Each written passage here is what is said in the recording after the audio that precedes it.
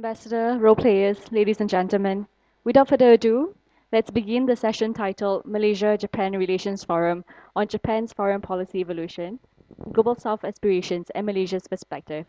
I will now pass the floor to our moderator, Angeline Tan. She's an analyst at ISIS Malaysia to introduce the speakers and lead the session. To you, Angeline. Good morning, everyone. It's very good to see you all today and very good to hear from Ambassador Shikata for the first time. We're very honored to have you join us today at the Malaysia-Japan Forum this morning, and I welcome you to intervene with any of your insights and questions during our discussion today. Uh, well, to start, I guess it's a very interesting time to be studying geopolitics. At the start of this year, many were saying that 2024 was going to be the year of elections, right? They would say 60% of the global population is heading to the polls, and this would be monumental for political change, not just domestically, regionally, but for everyone. And I must admit that at that time, when people were saying this, I could not see the relevance of it. Not until a few months ago, when I was doing some research on ASEAN and its challenges, and I started to realize that I couldn't really recognize the ASEAN leadership because virtually all of them had been changed. This makes regional politics very complicated, and I hope that maybe this is something that we can be discussing later on this morning. And similarly, as Dato Professor Faiz was mentioning, Japan has also seen a leadership change, not just with our ambassador to Malaysia, but also with the Prime Minister. Uh, Kishida very abruptly announced, unexpectedly, in August that he will be stepping down, and this led to the Shigeru to be elected the new prime minister. So there's a lot of questions about this, right? Domestically, what does this mean for domestic politics? What does this mean for LDP? Um, what are his prospects for leading a minority government, as well as what are his foreign policy orientations under this new administration? And luckily, we have a set of esteemed speakers this morning to share their insights. We have Professor Tosh Minohara, founder and chairman of the Research Institute for the Indo-Pacific Affairs, and representing Malaysia today, we have the esteemed Professor Datuk Dr. Zakaria Ahmad, Pro-Chancellor of Help University Kuala Lumpur. Now, the format of this morning's discussion, we have about, I guess, just slightly less than 90 minutes. We'll start with some opening remarks from the speakers. I've asked them to share how they view the legacy of Kishida and also their views of Ishiba as the new Japanese leader and what this might mean for Malaysia and Southeast Asia. So each speaker will be given about 15 minutes, up to 15 minutes for their remarks. And then afterwards, we'll have a short dialogue between the panels, between the two professors and I, where they'll have a chance to respond to each other. I'll prompt them with some dialogue, and then we'll open up the floor to Q&A. So without further ado, Professor Minohara, I'll pass the floor to you. Thank you very much, Dr. Tan. Again, it's a real Please, pleasure I'm not to a be doctor. back here in Malaysia. I must admit, this is my my home in Southeast Asia because I visited Malaysia more than any other country in Southeast Asia. But unfortunately, COVID has intervened, and it's been probably about 4 or 5 years since I've last been back here. But I was very much looking forward to speaking at ISIS. And again, it was my very good luck that Ambassador Shikata, a very good friend of mine, we go back more than 20 years, was appointed ambassador. So, and it's very strange that we had a photo shoot, and then we had a break, so it almost seems like it was at the end of the conference, but it's actually the beginning of the conference. So let me reset my mind and jump right in. I believe Chairman Faiz did a wonderful job of eloquently describing the world that we live in. And I'm trained as a historian, so I'd like to sort of go into the big picture. How do I view the world that we live in today? And I must admit, I echo much of the concerns expressed by Chairman Faiz. And I would characterize the world that we live in today as a period of hegemonic challenge. As a historian, I'll be the first to tell you that history does not repeat itself, but history does rhyme. It sort of has similar patterns or parallels.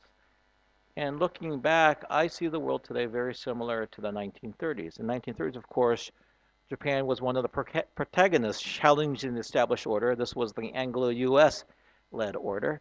And today, it is the United States as the sole hegemon, and we call this the Pax Americana. But of course, with American Pax, you have those who believe that their interests are not well served, and therefore they went to challenge this international order. We see this in notably two countries, and that would be Russia and China. And one of the big differences with the 1930s is that when you look at these countries, these challengers, you look at their GDPs, it is much more than, for example, the Axis powers in the 1930s. So their capability to alter the status quo, I would argue, is much larger, and therefore the challenges are much more serious. Now looking at United States, and I was just in the United States for over a month, and I wanted to go to the United States and see the changes that have occurred in the general atmosphere in America after the elections. And what I saw was a very alien United States. I have never, I mean, I was not around during the Civil War, I have personally never seen America so divided. And when you look at those who did not support Trump, it was their lack of energy that was alarming. It was not anger, it was almost desperation. And the sense of, this American optimism I did not see, not from the blue camp anyways. And so, there are a lot of differences with the world in the 1930s compared to today, and one would be the United States. Yes, it's isolationist, and that's the same in the 1930s as well.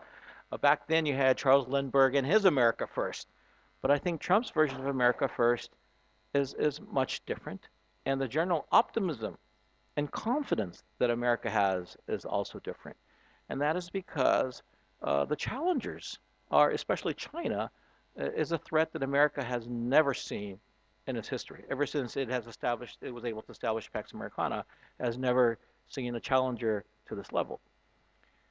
So, in relative terms, America is obviously weaker than it has ever been. And this is not the America of the 1950s or the 60s or even the 70s. Does this make America less potent? I would argue in the contrary. I think a more vulnerable America makes the United States, in many ways, more dangerous. And being in the United States for a long time, I understand that America is a unique power in that it believes that Pax Americana needs to continue. That it will not, so the world will be peaceful. The United States says, we've had our day in the limelight. China, the other countries, go ahead, take the lead. Then we will have peace. But the United States is not such power. It wants to maintain this lead. And you see this in the views, and this transcends politics. Both sides of the aisles see China as a major threat. I spent some time in Stanford this time. Stanford University, and this was not a university policy, it was actually a federal policy, has completely banned TikTok and Huawei phones. And you see the United States under the Biden administration really creating this technological divide between the United States and China. China has, of course, retaliated. We just have read in the news today that China will restrict exports of its rare earths. And so you are starting to see the division of supply chains. And this means that we are living in a very, very difficult period where foreign policy and national security have become of much more importance. And countries like Japan and Malaysia will definitely be impacted if there is a major conflict between the powers.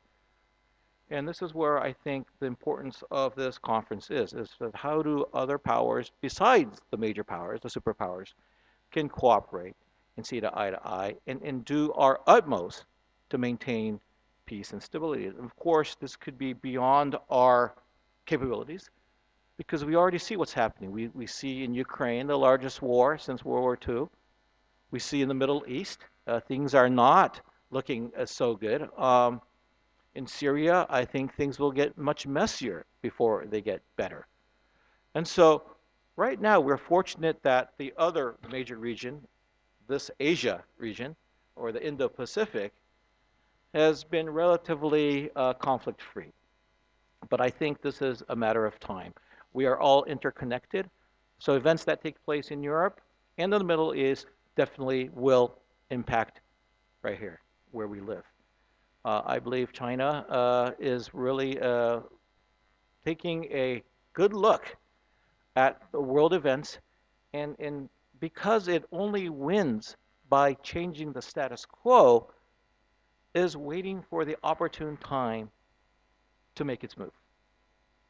And so, people call me a China alarmist, but I've been very consistent in my arguments that China is a threat. I've been saying this for perhaps more than 20 years, and that's because I'm an historian. I've never seen a great power rise peacefully because they always bring about major changes to the international system.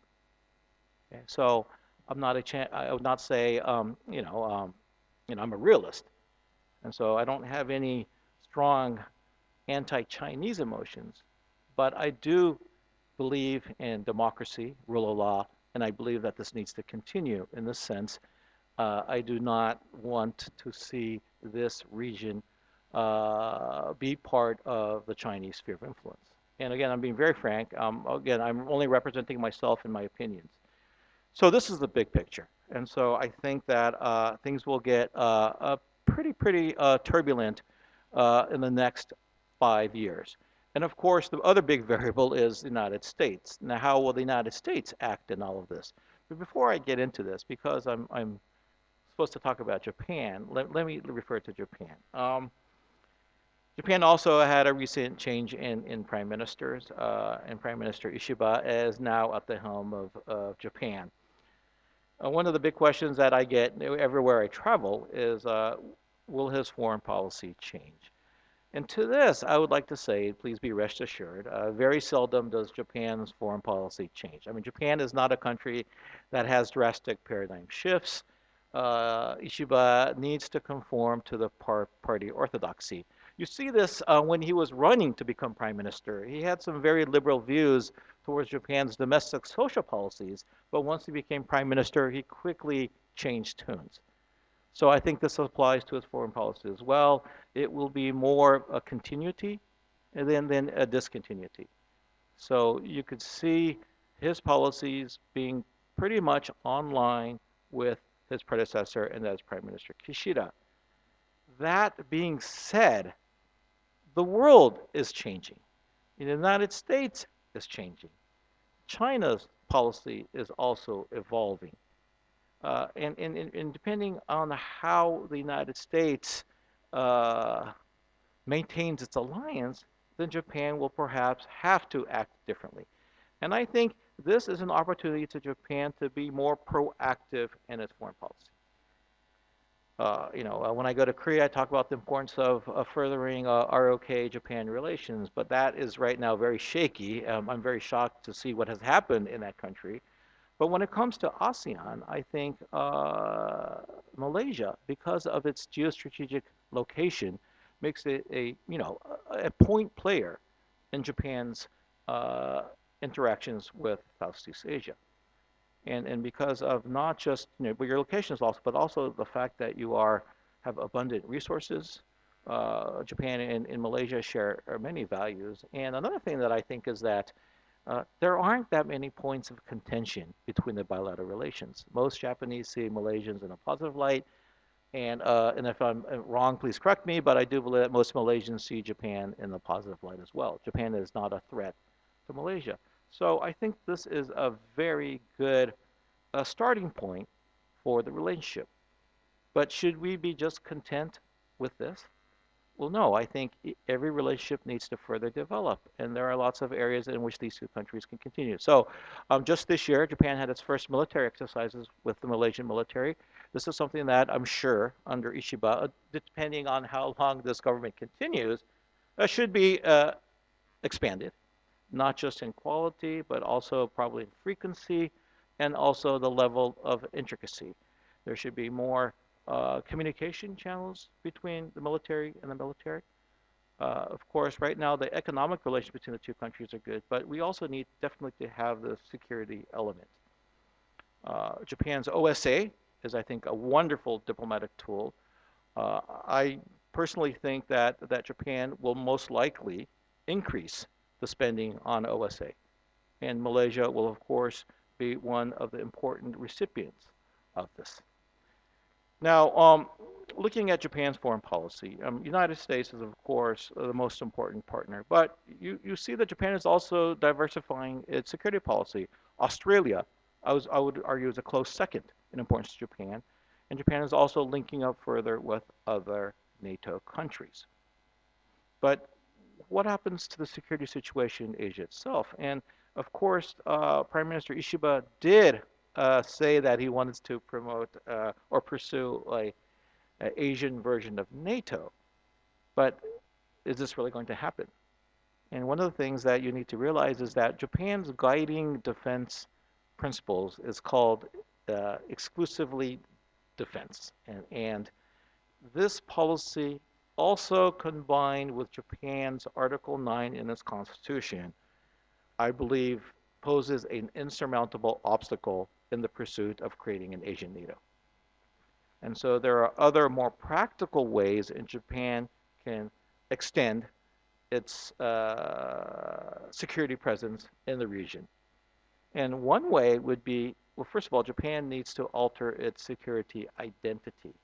And I think for a long time, Japan's security identity has been one of being protected by the United States. But Japan is a very, in my mind, I don't see Japan as a middle power. I never have. And I believe that Japan needs to play a greater role and a proactive role in this realm as well. And so I think that Japan needs to eventually shift to provide, in its way, security assurances. And of course, this is a massive leap, but the first step would be for Japan to uh, allow the export of its military hardware and whatnot. And again, these in Japan changes are usually slow, and they can be difficult at times. But I think again, the external situation really will provide the impetus, if not a shock, for Japan to change. And finally, the issue was raised by Dr. Tana about Global South. Now, again, I don't want to step on any toes right now, but there are two things I need to mention here, and that is I really abhor the term Global South because how do you define Global South? I mean, the journalists love to throw that out. And I was just having dinner with Brazilian diplomats the other day in Tokyo, and they were saying, we're definitely not part of the Global South. So who comprises the Global South? Is there, and by throwing this term out loosely, I think it inadvertently creates some kind of, what do you call it, a unison that doesn't really exist. And so we are all pursuing our national interests, and where our interests converge, we help each other out. And I don't think this is necessarily an economical divide, nor is it a geographical divide. And so the term that I am using, and if you're Malaysian, you may not appreciate this, but I call it BEAST, and that is BIIST. And B is Brazil, and then you have India and Indonesia and South Africa and Turkey. These are the large, major regional powers which are democracies. And you will notice I'm omitting Russia and China because these are not democracies. And I think utmost that BEAST will be key players and that how we engage with them will be very important. But just closely behind that are countries like Malaysia, which with its, geographic importance and whatnot. So, diplomacy is not, has multiple facets. I think that Japan needs to be adroit and use its diplomatic tools and it will, its capital that it has. In the case of Malaysia, it'd be the friendship and the trust to further strengthen the relationship between the two countries when things are getting very, very difficult in my mind. And so I'd like to conclude by saying one of the things that I'd like to note is that I know that Malaysia is very proud in its policies of being non-aligned. I think your prime minister just said that if the two giants clash, United States and Japan, not Japan, sorry, United States and China clash, that Malaysia will remain neutral. I'd like to ask you, if two giants clash, do nations really have the luxury of remaining neutral? Just I throw this out, and how realistic is that as a policy? And another thing, in Malaysia, I hear a lot about BRICS, I hear a lot about RCEP and whatnot, and right now Malaysia is very, very close with Russia, which I think is very, very interesting. I am following that very closely, but I don't hear anything about FOIP. How does Malaysia think about the free and open Indo-Pacific? And I think when push comes to shove, and these major powers sort of push us to take sides, I think these are the principles or the visions that will really decide which side we will be on. So I believe my time is up, and I've been intentionally provocative, and so please do not consider me being undiplomatic or not, impolite. But I really look forward to the interventions after this. Thank you very much. Thank you, Professor Minohara, for being provocative. We love a spicy discussion. At least, at least we'll be awake this morning. Um, well, I'll pass the floor to Prof. Sack for his initial remarks. Thank you very much, Angeline. Ambassador Shikata, Professor Minohara, Shariman Lokman, and of course our, our beautiful MC for today, Miss Angeline. Ladies and gentlemen, when I received this invitation, my understanding was that we wanted to discuss about Japan-Malaysia relations and what can be achieved, especially since the last few years, especially under Mr. Kishida and his overtures to reach out to the Southeast Asian countries, and especially in this case, Malaysia. So I thought very much about it, and I just thought, first of all, I think we need to understand the context of the Malaysia-Japan relationship.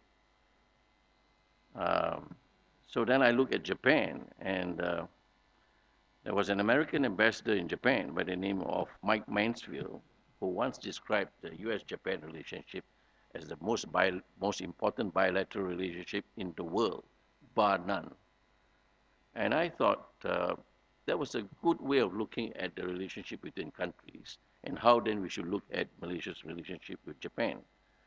Uh, the U.S.-Japan relationship is one of equals, actually.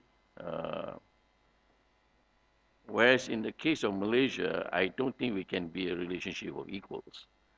I think we are a relationship of unequals.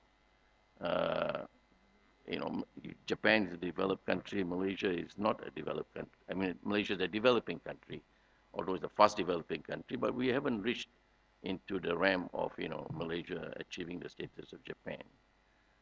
And more importantly, Japan, I think, since 1945, has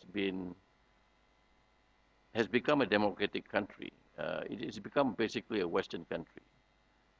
Malaysia is still groping to be a country where we can say that we have full democracy, or that we have achieved a status where we can be considered a country in the first world.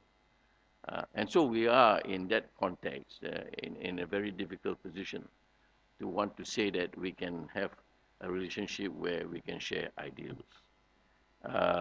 In this respect also, I think in Malaysia, there's not much understanding of Japan in the sense that we can appreciate Japanese culture beyond eating in Japanese restaurants. Appreciate Japanese culture and understanding, the cultural context of Japan. For example, just to bring up one example of the essence of Japan, which needs to be understood. Japan used to have a notion of rich country, strong army. This is a very important concept in Japan. I think it still carries on at this present moment in Japan. Of notion of Japan must be having that kind of characteristic. I don't know whether the foreign ministry people here will understand this notion of the rich nation, strong army, and what it meant in terms of Japanese history. and of course, in terms of post-war development in Japan. Uh, so to achieve a good relationship with Japan, Malaysia needs to upgrade its understanding of Japan. Uh, uh, and I think our universities have not met up to the task of doing that. And so we need to do this kind of thing before we can have a really good relationship. I was very fortunate because in an earlier time, I partnered with a man called Tadashi Yamamoto, who ran the Japan Center for International Exchange. And together with his friend, uh, Masahide Shibusawa, they fostered a very good partnership in terms of intellectual relations between Japan and Malaysia and Southeast Asia. And so we learn a lot, of Japan. Uh, for example, the role of Keidan Ren in Japan, or even to understand the Japanese self-defense force, in that context. So these are very important, factors that we need to put into consideration. So let me just say, first of all, that to achieve this relationship with Japan, Malaysia needs to to increase its understanding, to deepen its knowledge about Japan, so that we can have a very good relationship. And I think that will be appreciated in Japan as well, when we begin to understand Japanese society in that regard. Now, talking about the issue of Japan and what I see as Japan's understanding of the problem that they have in international relations. And looking at the Japanese security documents, they have used a concept of the decade of upheavals that's taking place in the world. This is a thing that Professor Binohara had already alluded to. The changing nature of whether or not there is still Pax Americana, or whether now there is a prospect of Pax Sinica as taking over the system. Uh, so the Japanese, to my understanding, right, they have decided that they will increase their defense budget by 2% of the GDP. This means that they will now become a very top spender in defense spending. And that amount of money that they have will hopefully, well, I suppose not hopefully, but will eventually mean that the Japanese self-defense force will be even more robust than ever before. This, of course, means that there are implications, which, for example, if we wanted to have a deeper relationship in defense between Malaysia and Japan, then obviously there will be something that can be obtained from the largesse that will take place in the Japan defense budget. Malaysia enjoys a very good relationship with Australia. We have a very strong Australia-Malaysia defense cooperation agreement. That has been very helpful for Malaysia, in my view. And so in this case also, I think if one looks at it in a positive light, we'll see that maybe there is something that we can obtain from the Japanese as they increase their defense standing. And of course, in relation to the changing context of international relations, right? The changing balance of power, as I say. Uh, I think from Professor Minohara's comments, uh, one has to be less hopeful of what's going on, yeah, with Mr. Trump as the president. Uh, I think we're going to an even more dangerous world than ever before. Uh, I am not a member of the government, so I don't necessarily share what the Prime Minister wants to achieve for Malaysia. Uh, I think sometimes he's not very realistic, in my view, of knowing, of what we need to be concerned about. And although we have a good relationship with China, for example, and I think we have to be steadfast in our understanding, right? That we must be able to stand up should the Chinese adopt bullying tactics in the South China Sea. So that's my view. Sorry, I hope it's within the four walls. Yeah, we hope so anyway. So this is the larger picture that we have to deal with in dealing with looking at Malaysia-Japan relationship. And now, I already said about the equals. Now, Japanese have been forthcoming in what they want to do with countries like Malaysia, the OSA, but Japan has been doing that all the time, in my view.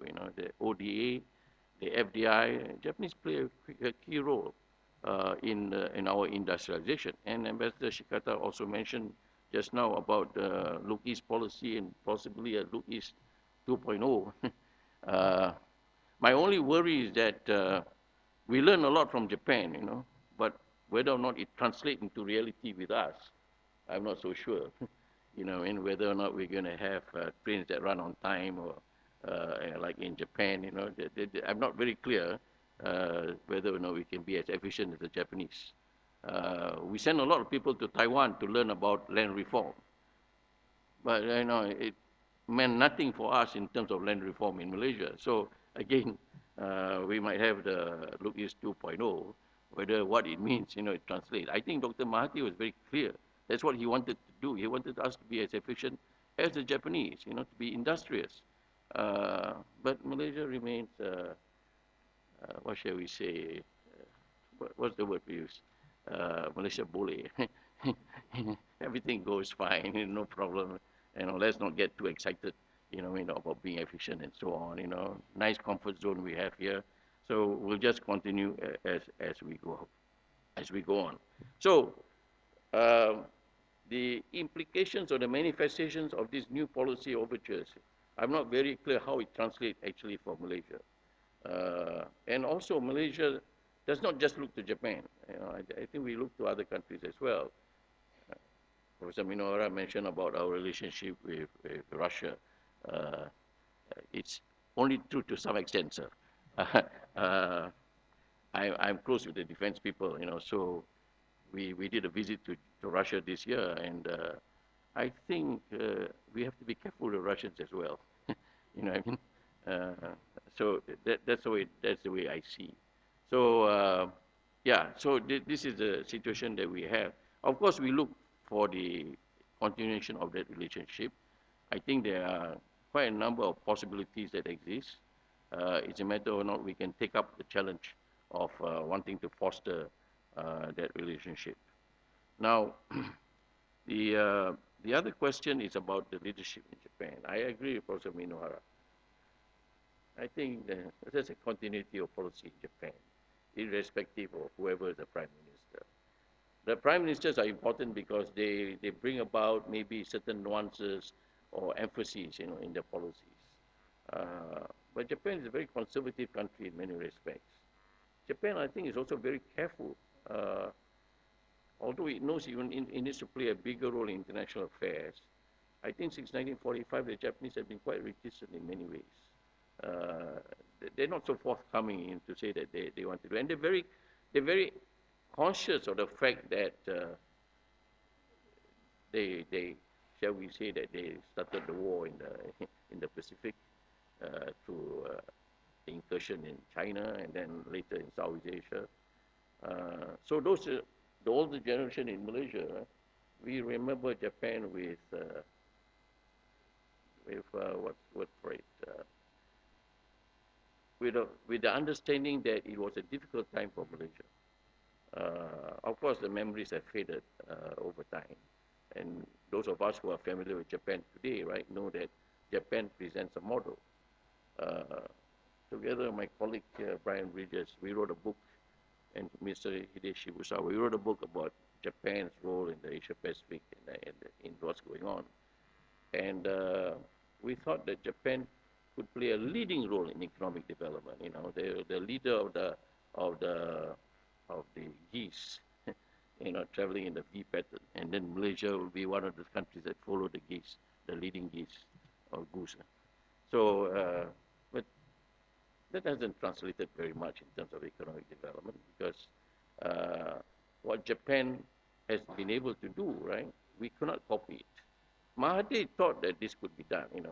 So, for example, he set up Soga Soshas in Malaysia when he was first-time prime minister. That failed miserably because Soga Sosha, I think, very Japanese, animal. Huh? So we can't be like Japanese, even though we can take the model. So these are the things that we have to take in mind. So, but Japan plays a role because they did show a way of doing things. Maybe now China is the other model that we need to look at.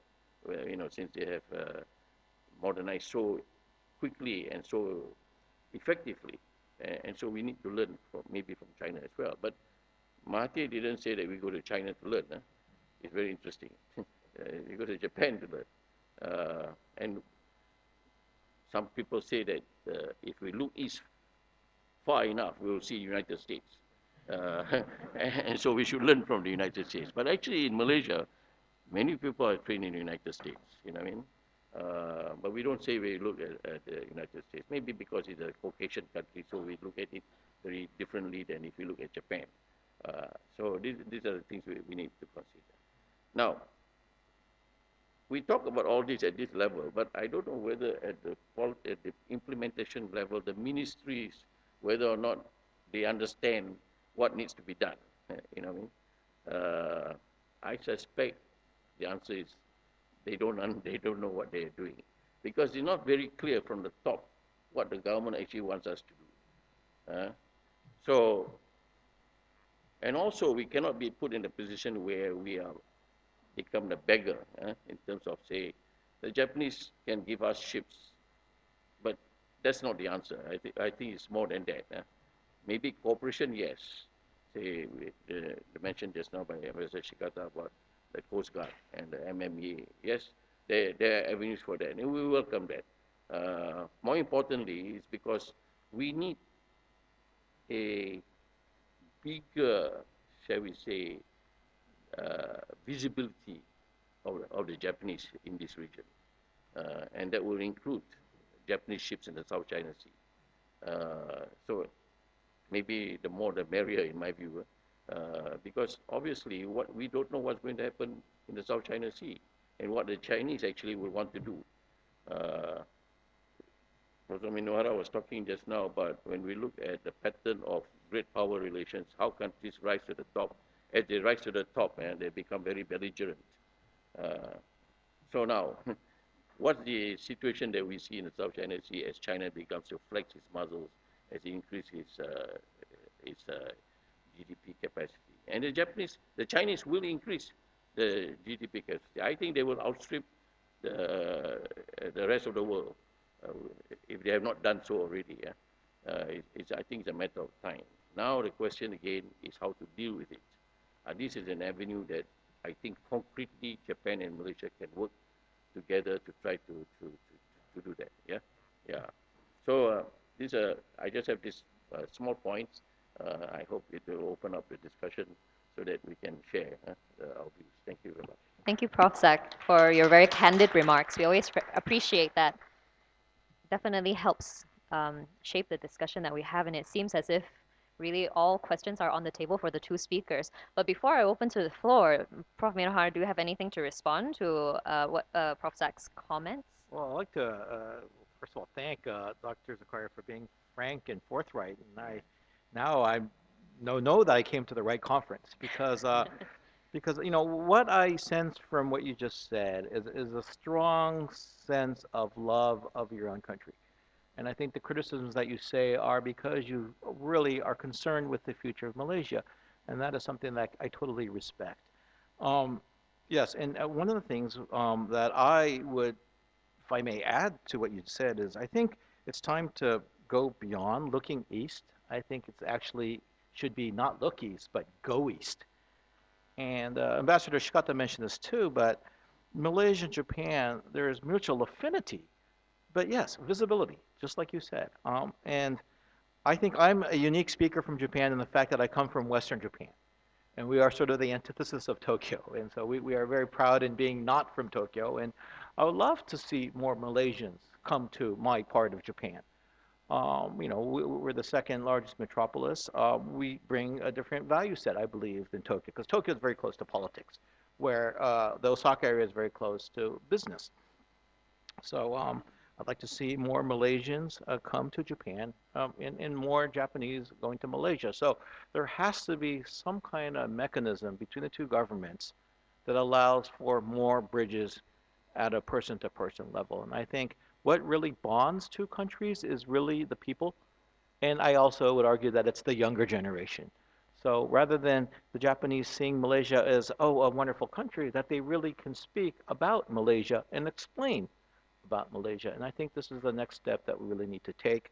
I would also, because I've taught at the Navy, Japanese Maritime Defense Force Command and Staff College, that I would like to see Malaysians at that level too, not just at the National Defense Academy, but also at the staff and command level. And this will require more Japanese proficiency on the part of your officers. But these are the senior, these will be the future generals and admirals.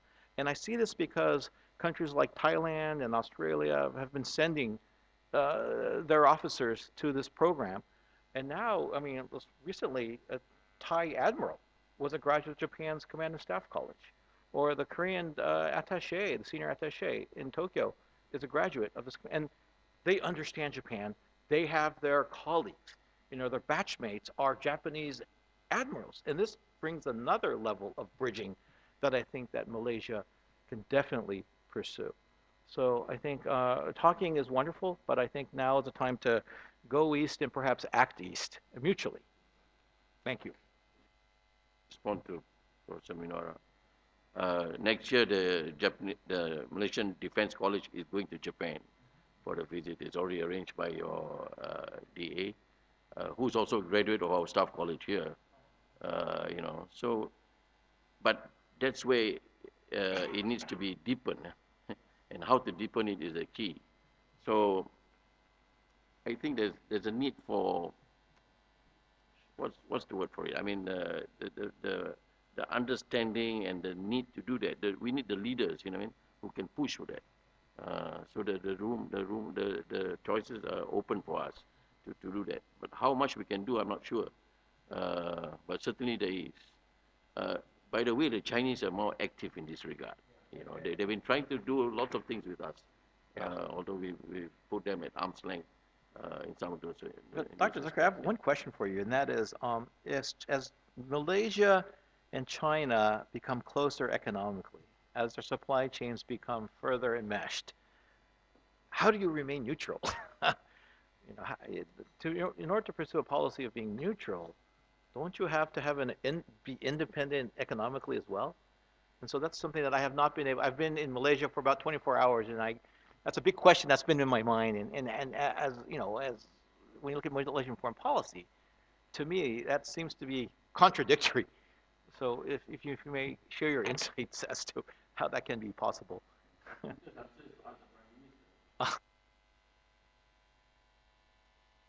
Problem of sorts, yeah, because on the one hand we have close economic relations with China, and we do depend and expect China to play a role in terms of taking our palm oil exports and things like that.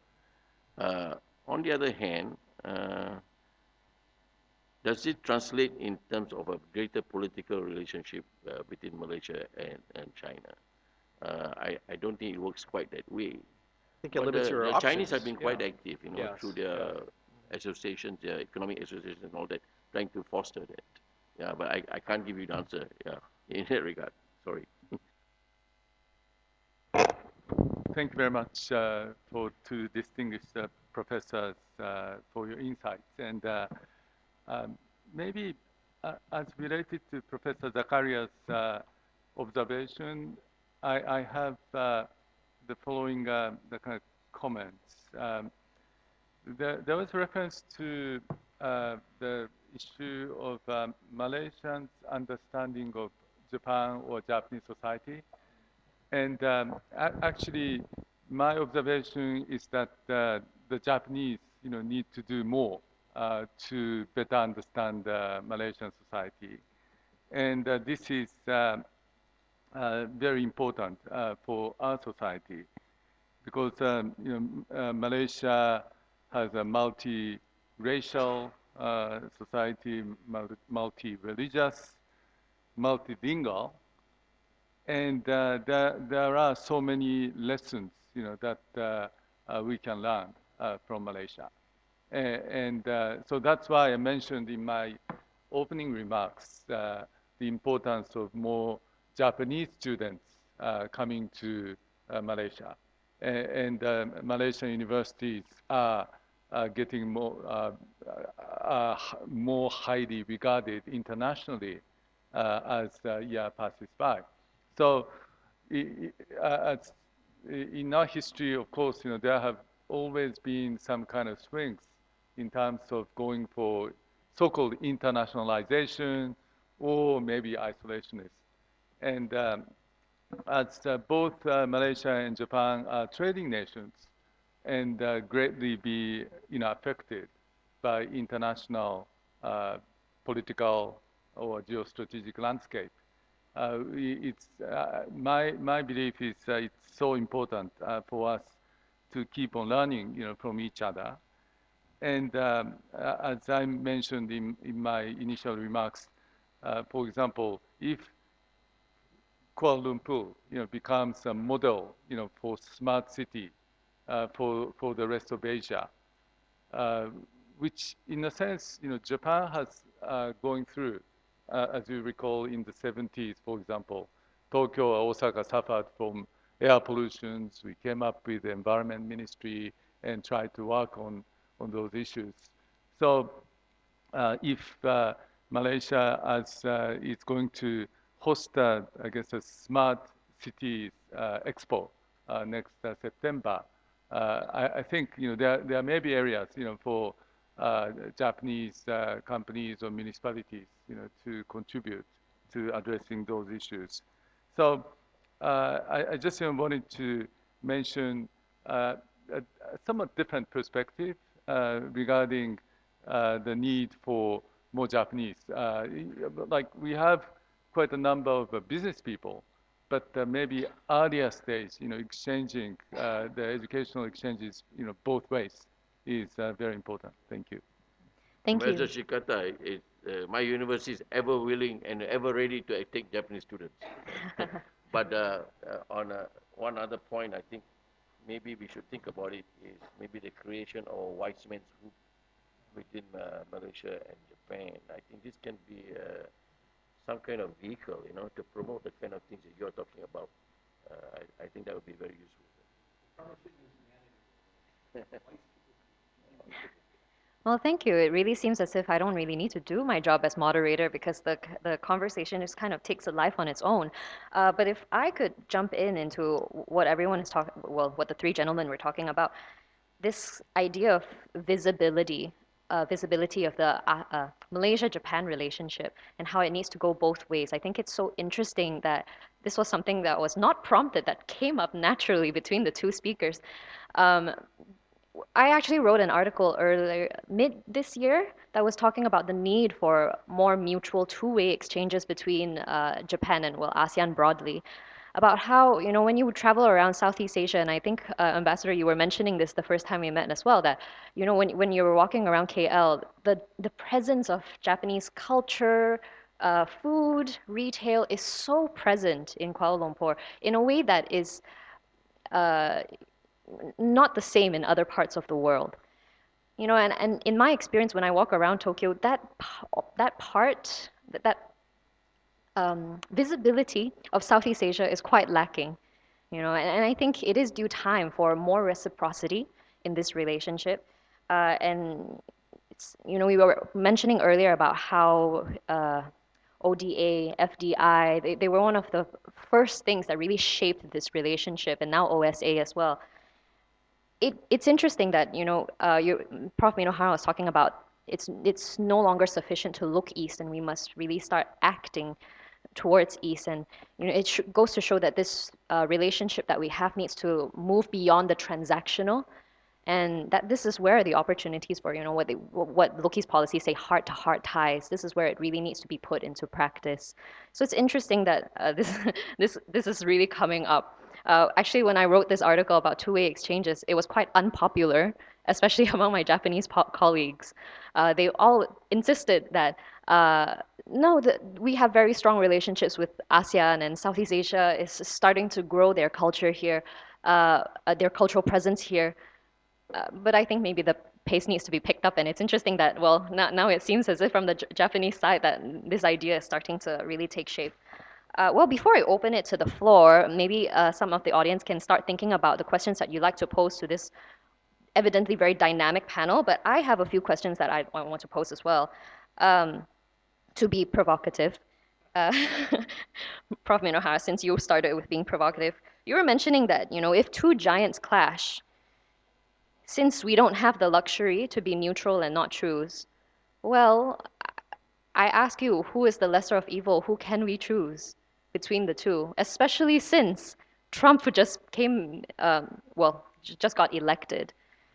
What choices do we have? What do you think? I think that question is a valid one, but also I would say not too difficult to answer because when you compare the values that Malaysia holds dear with the values that China holds and the United States holds, I think, it doesn't take too much thinking to realize you share a lot more with the United States. Because again, Trump does not represent all Americans. And when you look at the average American, I mean, Malaysia as a vibrant, multicultural, multi-religious democracy really shares a lot with the United States. And looking at your national flag, to me, that really, I see the stripes there, and I don't know what the history behind the flag but I think your affinity is definitely with the United States. And I'm not saying the United States is perfect. It preaches the importance of rule of law and human rights, and sometimes it puts itself on a pedestal and looks down on other countries. And I don't think that's really good. But I think this is where Japan steps in. Japan is not a country that normally lectures to other countries. It usually shows itself by acting rather than preaching. And so I think there are other, and Japan shares values with the United States. So you don't have to just interface with the United States. You can interface with the partners that align with the United States. And at the end of the day, I think the United States, and you may chide me for being naive, but I think the United States is a much more benevolent power. And I see that especially because I'm a historian of U.S.-Japan relations. I mean, the American occupation of Japan is something the world has never seen before.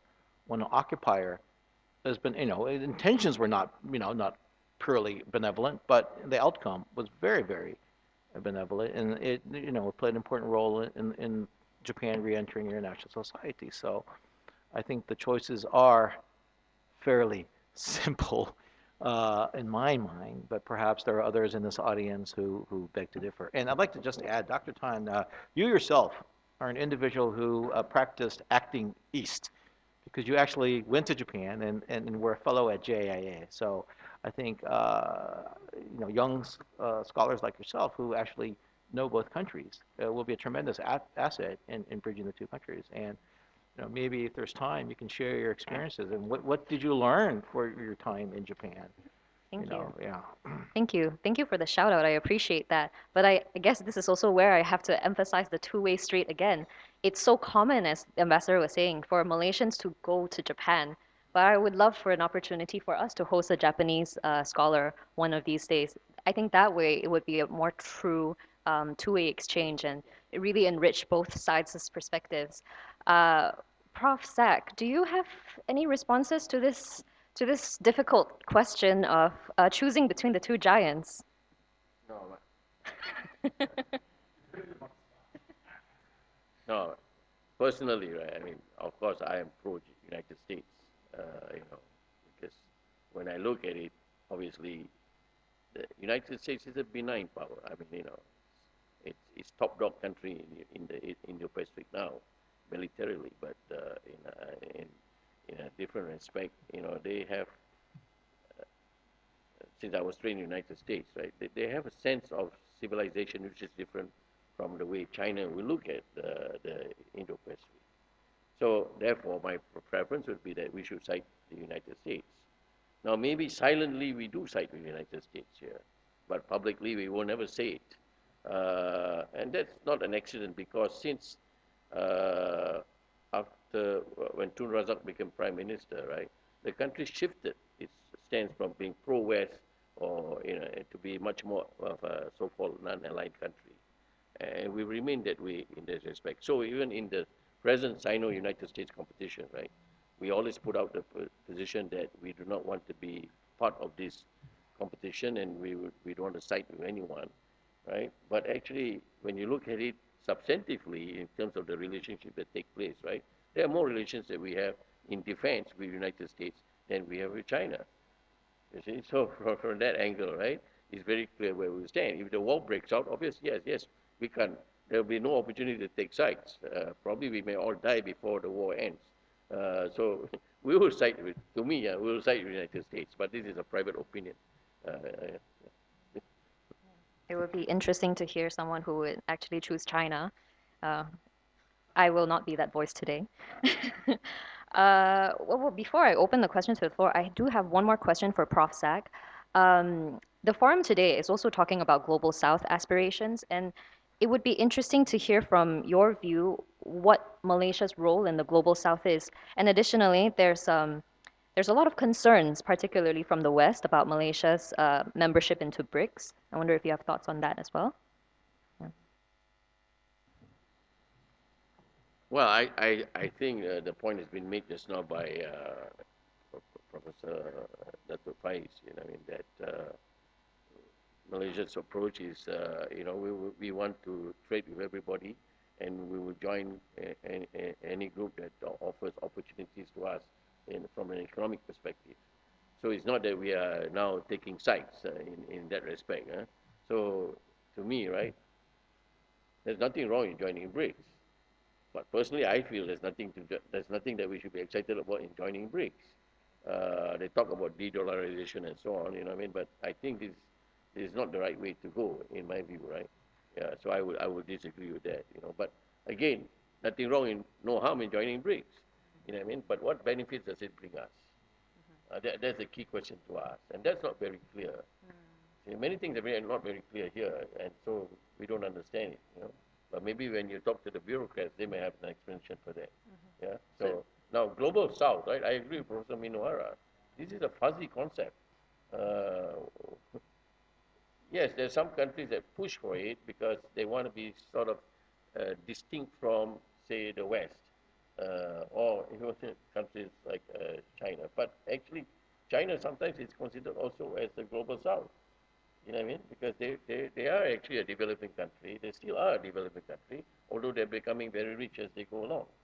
Uh, but it's not a question that it's not a question that really makes us think or makes us very puzzled. You know what I mean?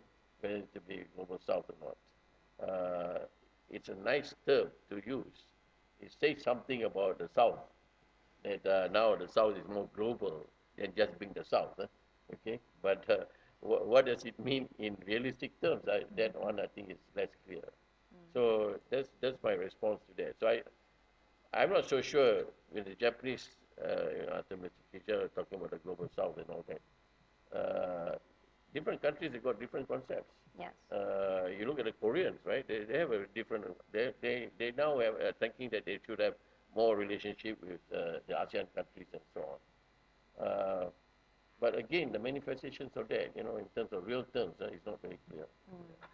Well, I mean, some would say that the Global South is really a platform for these southern countries to have a platform where their voice is heard, where, at the UN their voice isn't, or at the WTO their voice isn't, and it's a place for them to kind of develop their solidarity, if I could phrase it that way.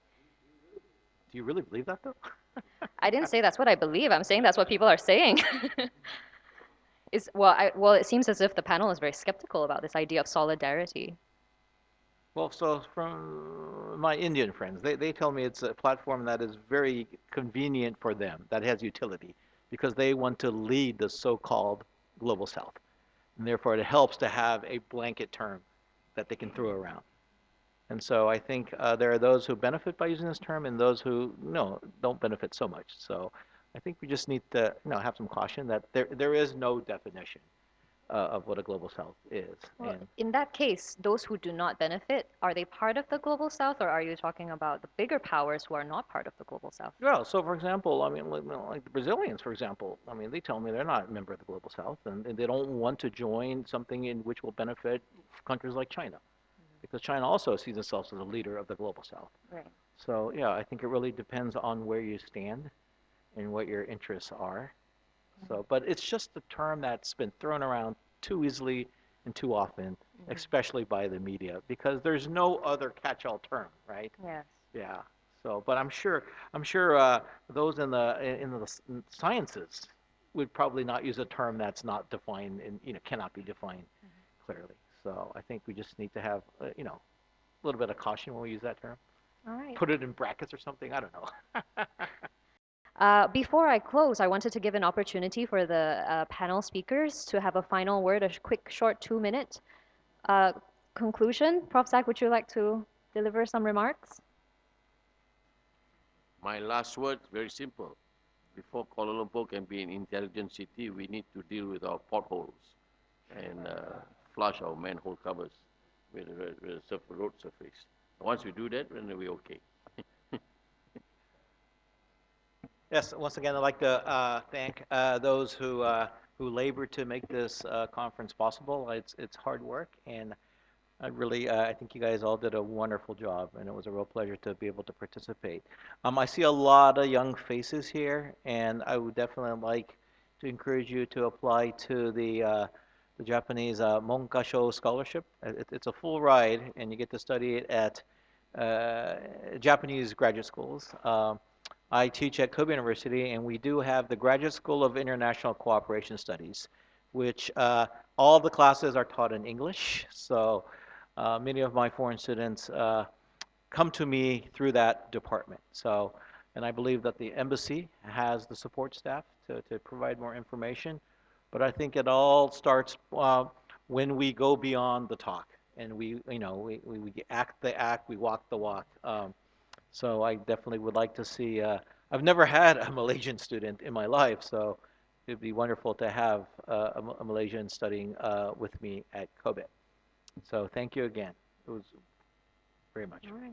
Thank you to the Arigato. panel speakers. Let's give them a round of applause. Thank you. And thank you to the participants for your questions during the Q&A portion. Thank you so much for attending this event and for joining us this morning. It's been a really dynamic discussion with lots of frank exchanges, which is not something that we always have. But, well, that wraps up the forum session, and I'll pass the floor back to you, Zayana.